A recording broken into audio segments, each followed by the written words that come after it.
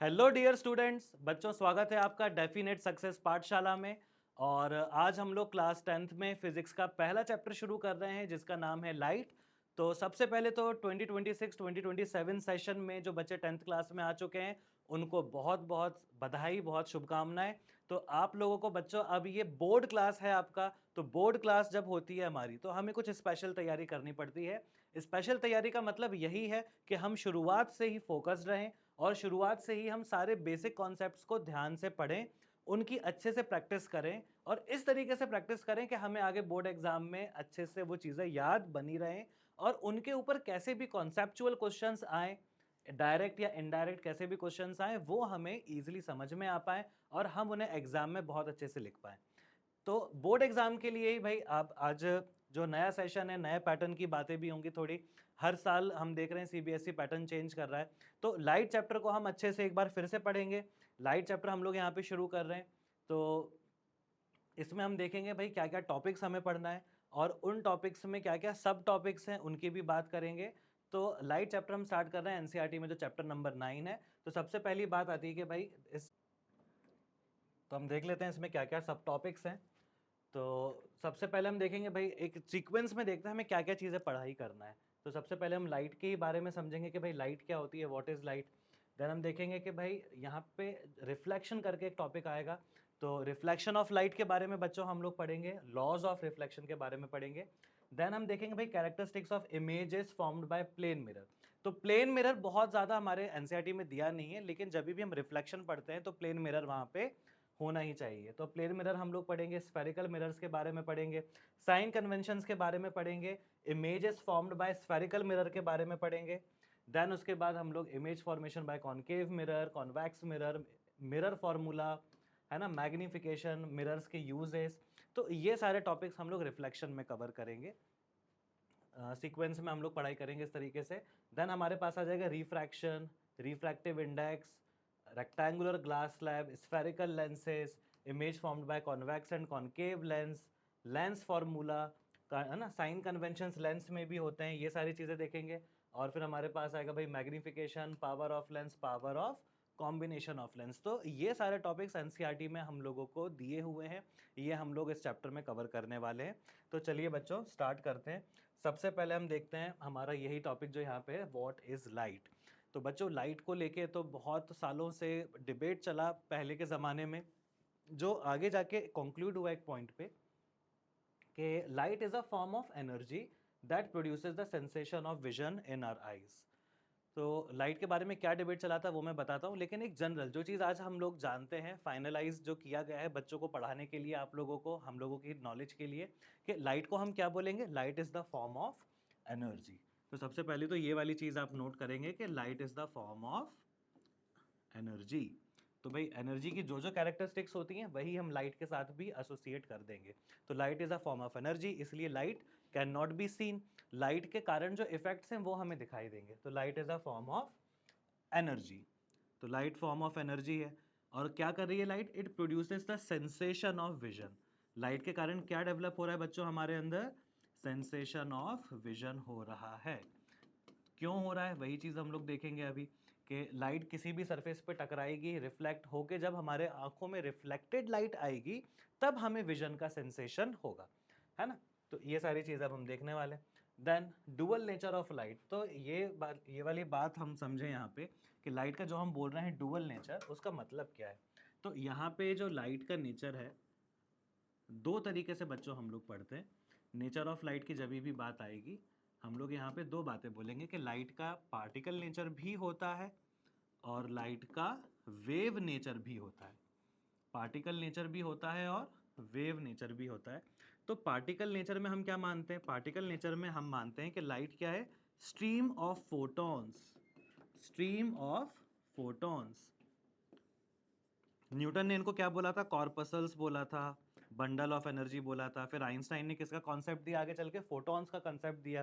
तो अभी हम फिलहाल लेटेस्ट कॉन्सेप्ट के अकॉर्डिंग अगर बात करें, अगर हम लाइट को पार्टिकल नेचर मान रहे हैं तो हम क्या बोलेंगे कि light is a series of photons. तो फोटॉन्स की सीरीज है और फोटॉन्स जो है यहाँ पे स्पीड ऑफ लाइट है, इसको हम स्मॉल सी से रिप्रेजेंट करते हैं। तो वो लगभग कितना हमारे पास आता है, 3 × 10⁻⁸ मीटर पर सेकेंड के आसपास आता है। जब हम बोलते हैं यहाँ पे वेव नेचर, तो वेव नेचर ऑफ लाइट का मतलब क्या है?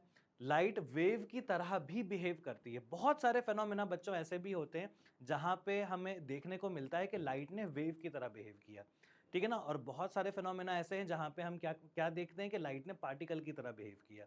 तो वेव और पार्टिकल, लाइट का बिहेवियर दोनों ही तरीके से हमें दिखाई देता है। That's why it was said that light has dual nature. तो डुअल नेचर ऑफ लाइट का कॉन्सेप्ट आया। अब यहाँ पे लाइट को अगर हम वेव मान रहे हैं तो कैसा वेव मान रहे हैं?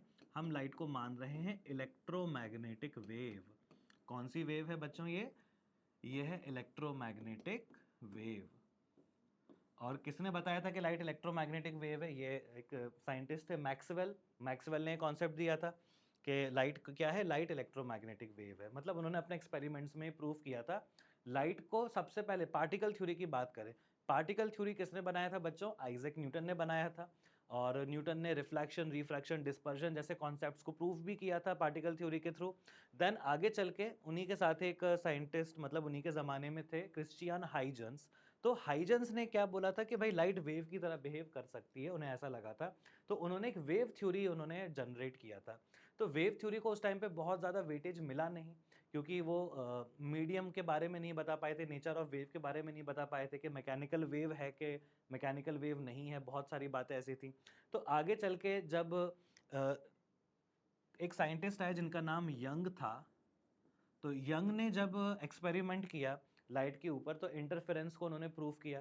फिर आगे चल के डिफ्रैक्शन प्रूफ हुआ, बैंडिंग ऑफ लाइट का कॉन्सेप्ट आया कि लाइट बैंड हो सकती है। तो जब ये सारी बातें निकल के आई तो लाइट का वेव नेचर हमारे सामने आया। लाइट ने डिफ्रैक्शन और इंटरफेरेंस जैसे फेनोमेना को भी फॉलो करके दिखाया कि लाइट ने डिफ्रैक्शन को भी प्रूफ किया और इंटरफेरेंस को भी प्रूफ किया। तो ये सारे फेनोमेना जब हमारे सामने आए तो लाइट का वेव नेचर सामने आया। तो वेव नेचर आने के बाद ये सोचा गया कि लाइट का फिर नेचर है क्या, मैकेनिकल वेव है कि नहीं है, नॉन मैकेनिकल है। तो मैक्सवेल ने ये प्रूव किया कि लाइट इलेक्ट्रोमैग्नेटिक वेव है। तो आज की डेट में हमें क्या पता है कि भाई लाइट क्या है? Light is electromagnetic radiation. It is an electromagnetic radiation which acts like a wave in a frequency range that the human eye can perceive. तो लाइट यहाँ पे, ये बड़ी इंपॉर्टेंट बात लिखी यहाँ पे, in a frequency range that the human eye can perceive. तो हम लोगों की आंखों में जो लाइट आ रही है, जिसको हम क्या बोलते हैं? Visible light. एक पर्टिकुलर स्पेक्ट्रम को हम लोग बच्चों देख सकते हैं, है ना। पर्टिकुलर फ्रीक्वेंसी की लाइट ही हमारे रेटिना पे सेंसेशन क्रिएट कर सकती है। तो वो जो रेंज है फ्रीक्वेंसी की, रेड से लेकर वायलेट तक, जो आप विबग्योर के नाम से जानते हैं, वो रेंज में हमें कलर्स दिखाई देते हैं। रेड से ज़्यादा वेवलेंथ जो है इंफ्रारेड रीजन, वो हमको सेंस नहीं होता है। वॉयलेट से ऊपर जो, मतलब वहाँ पे फ्रीक्वेंसी अगर बढ़ा दी जाए, वेवलेंथ कम कर दी जाए, तो वॉयलेट से ज़्यादा फ्रीक्वेंसी वाले जो कलर्स होंगे, अल्ट्रा वायलेट रेंज जो आ जाती है फर्दर ऑनवर्ड्स, वो हमें दिखाई नहीं देते, है ना। तो हमको इस चीज़ का ध्यान रखना है कि हमको एक पर्टिकुलर रेंज की वेवलेंथ या पर्टिकुलर रेंज की फ्रीक्वेंसी वाला जो इलेक्ट्रोमैग्नेटिक रेडिएशन है, वही हमें सेंसेशन ऑफ विजन करवा रहा है। और उसको ही हम क्या बोल रहे हैं?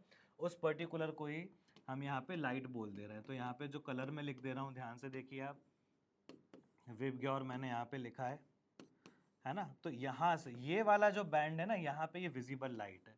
ये कौन सी लाइट बोलेंगे हम इसको बच्चों? हम इसको बोलेंगे विजिबल लाइट।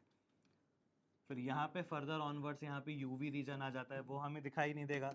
यहाँ पे इंफ्रारेड रीजन आ जाता है, वो भी हमको विजन का सेंसेशन नहीं करवाएगा, ठीक है। तो डुअल नेचर होता है लाइट का, ये हमको समझ में आया। अब लाइट की कुछ कैरेक्टरिस्टिक्स की बात कर लेते हैं। Light travels along a straight line. इसको हम क्या बोलते हैं भाई? Rectilinear propagation of light. ये प्रॉपर्टी बड़ी इंपॉर्टेंट है ना। Light always travels in a straight line. बहुत सारे एक्सपेरिमेंट्स के थ्रू भी हमने देखा हुआ है पहले भी। The path of light changes only when the medium changes. तो लाइट का पाथ चेंज कब होगा? जब मीडियम चेंज होगा। तो इसको आपने देखा होगा, बेंडिंग ऑफ लाइट का जो कॉन्सेप्ट है, मीडियम चेंज होने पे उसको आगे चल के हम पढ़ेंगे रिफ्रैक्शन के फॉर्म में, कि जब लाइट एक मीडियम से दूसरे मीडियम जाएगी, ऑब्लिकली जाएगी, ऑब्लिकली मतलब किसी एंगल पे जाएगी, तो वहां पे क्या होगा? हमें लाइट का पाथ चेंज होता हुआ दिखाई देगा।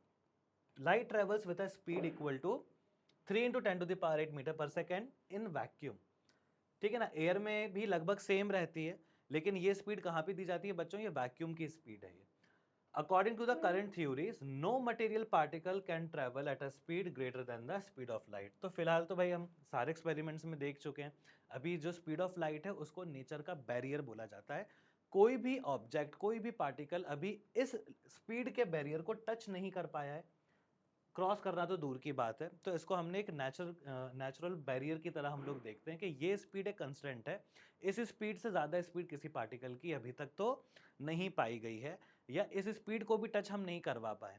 आप लोगों ने सुना होगा सर्न लेबोरेटरी है, वहाँ पे लार्ज हैड्रॉन कोलाइडर एक्सपेरिमेंट जो चल रहा है, वहाँ पे भी क्या किया जाता है, जो सब एटॉमिक पार्टिकल्स हैं उनको एक्सेलरेट किया जाता है एट वेरी हाई स्पीड्स। वहाँ पे भी जो पार्टिकल्स की स्पीड है वो स्पीड ऑफ लाइट के नियर बाय नहीं पहुंच पाई है। हम कितना भी उन्हें एक्सेलरेट करें, हम स्पीड ऑफ लाइट के बराबर उनको नहीं पहुंचा पा रहे हैं। ठीक है, तो ये प्रॉपर्टी ध्यान रखेंगे। The speed of light waves depends on the medium through which they pass. ये बात सही है भाई, जो स्पीड ऑफ लाइट है वो किस बात पे डिपेंड करती है कि लाइट किस मीडियम में ट्रेवल कर रही है। तो लाइट अगर वैक्यूम में है तो अपनी मैक्सिमम स्पीड से चलेगी, लाइट अगर एयर में है तो वैक्यूम के लगभग बराबर की स्पीड से चलेगी, लेकिन थोड़ा सा डिक्रीज वहां पे होता है।